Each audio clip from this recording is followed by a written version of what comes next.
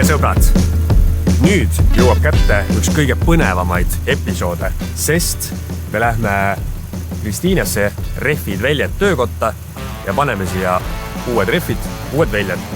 Et see praegune velg, tegelikult mulle ta väga meeldib, aga paneme ikkagi siia 20 tollise velja alla, see on praegu 18. Ja vaatame siis, mis me seal välja valisime. Suve rehvid saab auto alla ja lähme Risto juurde, kes on selle töökoja omanik. Ja lisaks oli Ristol veel üks väga põnev mõte, et see raha, mis ma peaks talle töötasuna nii-öelda maksma, selle viime kellelegi, kellel on seda rohkem vaja. Nii et jääge minuga, ülipõnev episood tuleb, hüppame sisse ja lähme sinna.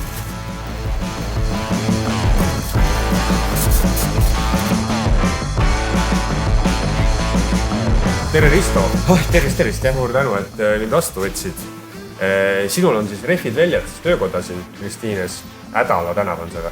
See on Madara tänav. Madara 20/4. Kuidas siukse töökoja siia püsti panid üldse? Võt ei teagi. see kõik teha.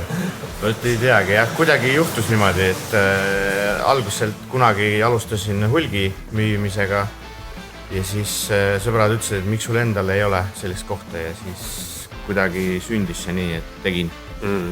No mis, ütleme, rehvide või velgede valiku juures nagu kõige olulisem on, et mina tahan enda autole lihtsalt nagu suuremaid ja uusi on ju, aga üldiselt, mis sa soovitad inimesele? No praktiline vajadus seal puudub selles mõttes, et jah, no loomulikult velgi on autole vaja, et see auto veereks edasi, aga seal on rohkem see visuaalne nagu tähtsus inimestele, et kuidas auto välja näeb. Kas ilus või siis väiksemate tollide puhul on lihtsalt praktilisus, midagi muud ei olegi, et auto on pehmem, kui on väiksem velg ja kui autol on suurem velg, siis ta on ilusam lihtsalt ja võib-olla mugavus nagu lihtsalt kannatab selle all, aga sinu auto puhul Lexus, siis seal on see, et auto on ise juba väga suur ja raske, aga et väikse veljaga ta näeb nagu koledam välja, ütleme nii. Seal on need koopad on kuidagi nii suured, et sinna tegelikult mahuks ka mis iganes 22 tolline velg vist ilusti ära. Isegi mahub jah, et Lexusel on tõesti väga suur see nii-öelda koobas nagu BMW-delgi. Audidel on täpselt samamoodi ja näiteks Mersudel on väga väike koobas, et sinna nagu peab ikka väga-väga hästi mahutama asju, et jah. Aga Lexusel on hea suur, et sinna mahub palju. Ja mis kõige suuremad väljad on, mis all oled pannud mõnel autole? 24 tolli äkki. 24? See oli äkki Escalade. Ja. See Cadillac Escalade. Ta on veel suurem laen. No ta on ikka väga suur.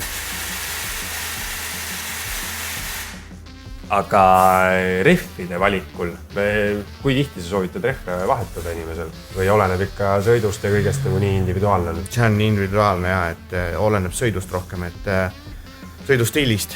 Kui meeldib vajutada, siis tuleb vahetada tihedamalt. Ferrari mehed ilmselt vahetavad iga aasta. Et näpuga katsud ja vaatad, et kui mustrit teil on? Ei, mis näpuga ei katsud, sul midagi. Silmaga katsud. Nii-öelda nagu, et silmaga vaatad, või siis on ka mõõdukad olemas. Siuke, kui suverehv on ikka alla 4 milli, siis vesiliug on väga kerge tulema ja auto võib avarii teha. No leppisime siis sinuga kokku, et ma toon sulle 1000 eurot, kõik mis puudu jääb, paned juurde, on ju. Aga sa rääkisid mulle, et selle 1000 võiks panna hoopis anda kellelegi, kellel seda rohkem vaja on. Just nii. Et räägi, sa oled ise kõva heategija ja kust see nagu tuleb? No kus ma nüüd just kõva heategija olen, aga üritan aidata nii palju kui on, et ise ma väga palju ei vaja siin elus, et kõik on olemas, et toit on laual, kodu on kus olla ja juba olen keskmiselt rikkam inimene. Aga on neid, kellel ei ole. Tõsi. Ja siis täna pärast vahetame väljad ära ja viime pesaleid ja loomadele selle 1000 eurot. Et loomad on ka nagu selline, nii-öelda nad ise ei vastuta, et see on, loomad ja lapsed on selline teema, keda võiks alati aidata.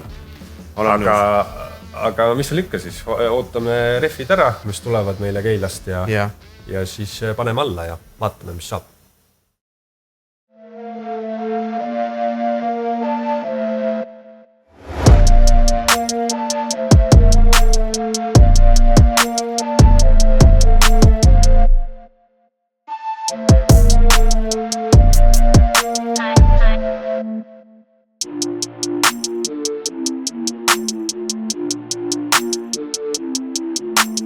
me oleme jõudnud rehvi paradiisi, kus on Risto hinnangul 4000 rehvi on sul siin. Vähemalt. Vähemalt 4000 on kindlasti, et siin on väga palju hoius ja kliente nagu nii-öelda. Et see, nagu me rääkisime ka allkorrusel, et 30% on umbes velgedega hoiused ja 70% on need, kes vahetavad lihtsalt ainult rehve.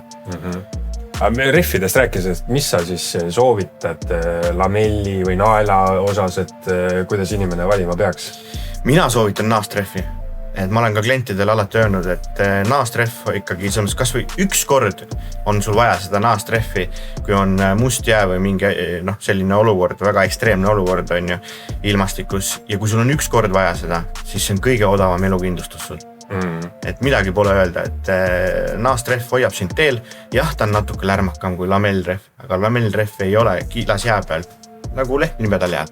Et naastrehv on see, mis hoiab meid nagu nii-öelda elus. Ja see on mingis mõttes ju autojuppe ja kõik autohindusid vaadates on see nagu siuke odav elukindlustus. See on väga odav elukindlustus. Et ja suverehv ei ole ka mitte nagu vähe oluline, et alati tuleb ikkagi vaadata, et inimesed mõtlevad, et ma ostan see 300 euriga endale mingi jooksu on ju. Aga see 300 eurine rehv, mis on Hiinas toodetud on ju, ütleme niimoodi, et ta võib kuluda kiiremini ja ta läheb nagu nii-öelda meie ilmastiku tingimuses ehk päike, vihm ja kõik see on ju. Ta läheb kiiremini nagu kõvemaks nii-öelda. Ta ei ole nii pehme enam on ju. Ja siis ongi see olukord, et jälle on mingi vesiliug või mingi asi või mis iganes on ju, et soovitan kindlasti kõrgema klassi rehve. Et need peavad vastu, nad on, loomulikult Michelini brändi puhul on see, et nimi maksab midagi on ju. Aga ka tehnoloogia, aastasadu on ju, mitte aastasadu, 100 aastat, palju on nii-öelda ajalugu on ju. Või siis on see, et mingi eile hakkas Hiinas kuskil tootma mingeid rehve on ju. Vahe on tegelikult suur, et paraku on, et peab investeerima. Kust kõige paremad rehvid siis tulevad või kes kõige paremad tootjad on? No Michelin on ikkagi Michelin on kõige parem, ütleme nii, et kus nad teevad? Prantsusmaal on, Poolas on tehased, muidugi nüüd on ka tänu sellele, et meil on see nii-öelda täiemahuline sõda on ju käimas Ukrainas on ju, siis Venemaalt on kõik tehased kolinud ka osaliselt Hiina. Et isegi Hiinas toodetakse Michelini ja kui ma nüüd ei eksi, siis kus veel? Poolas on kindlasti. Need Pirellid ja mingid suksed asjad on kõik mingi Itaalia rehvid või? Itaalia rehvid, jah. Aga Pirelliga ma ütlen niimoodi, et suhteliselt ikkagi 1 aasta rehv. Et järgmises aastal on Pirelli ikkagi suhteliselt jäik juba jälle. Et väga palju kasutatakse Pirellit ringraja rehvidel nii-öelda. Porsche paneb väga palju alla endale seda Pirellit. Aga jah, Michelin ikkagi. Sa ise sõidad Micheliniga? Ma ise sõidan Micheliniga, jah. Et ma usaldan.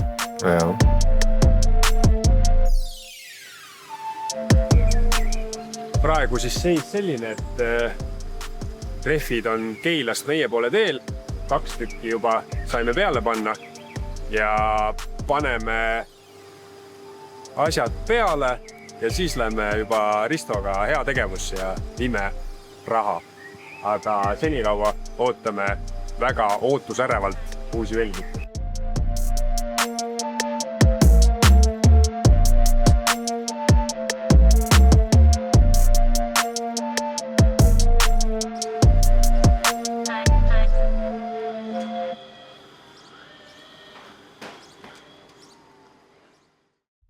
Risto, nüüd lähme siis viime raha loomadele, kes ise ei oska raha teenida, et neid võiks aidata.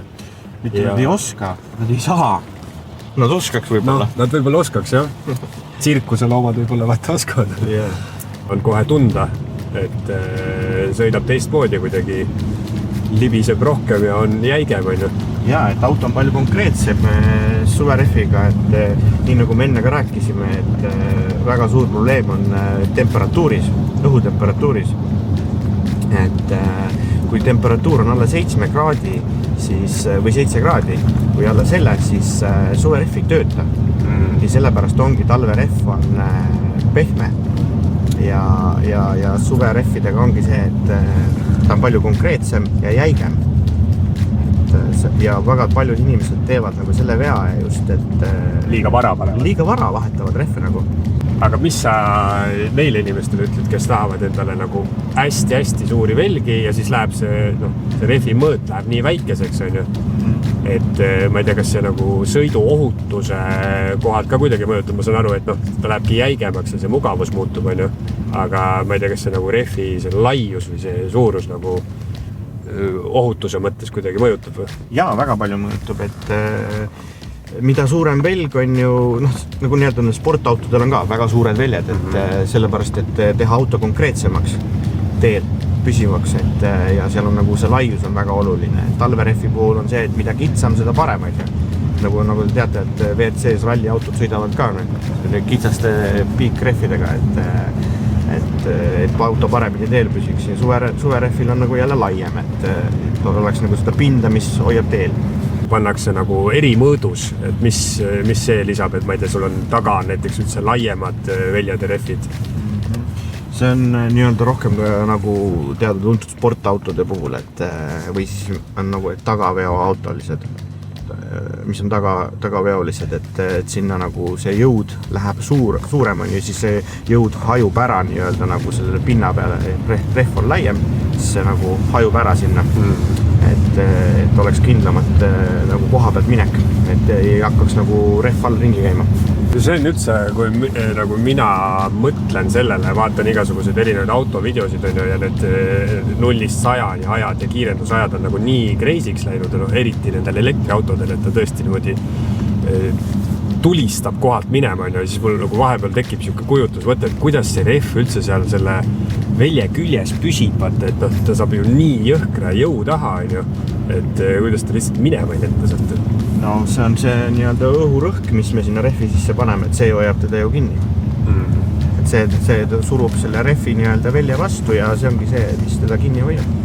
See rehvi tegemine on ka ilmselt nagu tohutu teadus on ju. No muidugi seal peab ju võitlema selle nii-öelda gravitatsiooniga või G nii-öelda, mis öeldakse, et peab ikka tohutule pingele peab see rehv vastu pidama, et sportautodel ongi see, mis me rääkisime ka eelnevalt, et see Michelin ja Pirelli Michelin on ikka number 1.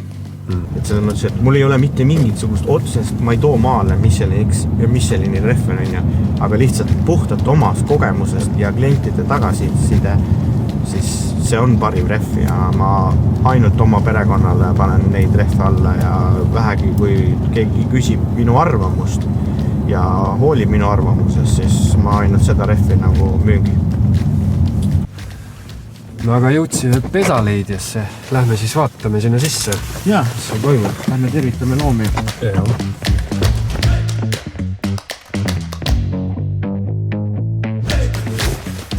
Nii, enne kui siis sisse lähme, siis jalanadega siit tuleb niimoodi läbi astuda. Jaa. Väike puhastus. Mitu kassi nüüd on meil nagu? Siin toas on praegu 18 kassi. 18? Kus kohal need on? On peidus otsida, siuke peituse mäng. Aga muidu varjupaigas kokku on meil 39 kassi, et meil on 2 ravituba siis ka, et karantiin ja siis selline, ongi ravituba. Kust need kassid siia tulevad põhiliselt, et on ikka mingid tänavakassid ja kuhugi jäätud? Tänavakassid, et jah, tänavalt. Et mingid inimesed siis toovad ise teile? Üldiselt tuleb ikkagi väljakutse, et igal varjupaigal on siis leping vallaga, et meil siis varasemalt on tulnud Kuusalust ja Jõelähtmelt ja nüüd siis tuleb järjest Lääne-Harju vallast. Aga mis see protsentuaalselt, et kui paljud inimesed teil nagu ära võtavad, et kassid siis ikkagi oma koju? Täiesti oleneb, et mõni kuu läheb ütleme nii, et 30 kassi, mõni kuu läheb 10 kassi. Et ma ütleks, et nüüd hakkabki tulema selline aeg, kus rohkem kassi hakatakse võtma, kuna on kassipoja hooaeg, et kassipojad on ikkagi siuksed populaarsemad inimeste seas, et neid tahetakse nagu rohkem. Aga kas te teate, mis on kasside suurim eelis koerte ees? Kassid ei tee mentidega koostööd. vot ei teadnudki. Noh, kõige raskem tegelikult siin, ma ütleks, on nendel kassidel, kes on kodus tagastatud. Et nemad elavad seda nagu väga raskelt üle. Siin, need, kes tänavalt tulevad, neil on siin toit olemas, neil on siin soe, hea elu. Aga jah, need, kes kodus tagasi tulevad, et raske. Aga see on siis niimoodi, et inimene võtab kassi ja siis selgub mingid põhjused, et ta ikkagi ei taha ja siis tuleb tagasi. Ja erinevaid põhjuseid on, et vahepeal inimestel lihtsalt näiteks oletame, et kassipoeg kasvab suureks ja neile enam ei meeldi, või siis kolivad, kassil tekib näiteks terviseprobleem. Meil on siin päris palju juhtumeid olnud, kus kass tagastatakse siis, kui on tekkinud näiteks mingi põieprobleem. See tegelikult on üsna kergesti nagu ravitav, aga inimesed nagu ei taha sellega tegeleda. Või on ka arvina, see kass on veits arv. Aga ka olukord selles suhtes on palju paremaks läinud, et kunagi oli meil siin kohas üle 100 kassi, et tunduvalt vähemaks on jäänud. No 100 kassi, no neid juba märkaks, aga praegu jah, ei ütleks üldse 18 kassi. Üks on apnud. Ja üks on siin. Ma neid ei näinud üldse. Ja need on nagu padjased. Mul elus nii suurt raha käes hoidnud. Kas kõik korraga ei mahu? No. Apsti. No sai juurde. Mõnus ju. Jah. No super. Südamel hakkas kergema kohe. Jah, sellest mõtleme kombi.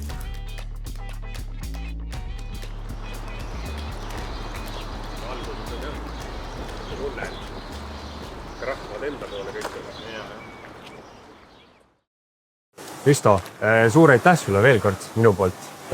Saime head teha, sain endale autole ilusad uued väljad alla. Ja kuidas hindad tänast kogemust? Väga hindan, südamest hindan.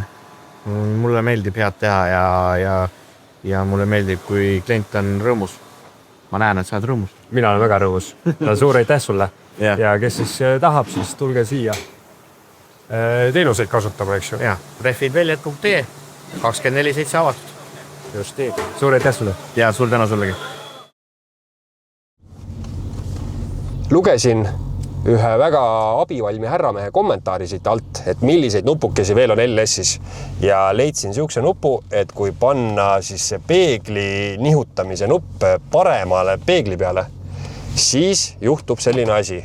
Vaatame nüüd, kui ma panen tagurpidi käigu sisse, automaatselt peegel liigub alla, et ma ei sõidaks äärekivisse ja uusi ilusaid velgi tuleb hoida ja saate täpselt 3 sentimeetri kaugusele parkida äärekivist. Ühesõnaga super asi ja aitäh selle nipi eest sellele härrale, kes selle mulle saatis. Et saatke ikka nippe, ma loen neid kommentaare ja katsetan. Mehed, kes te olete seda LS-i omanud ja teate, mis siin toimub. Aitäh!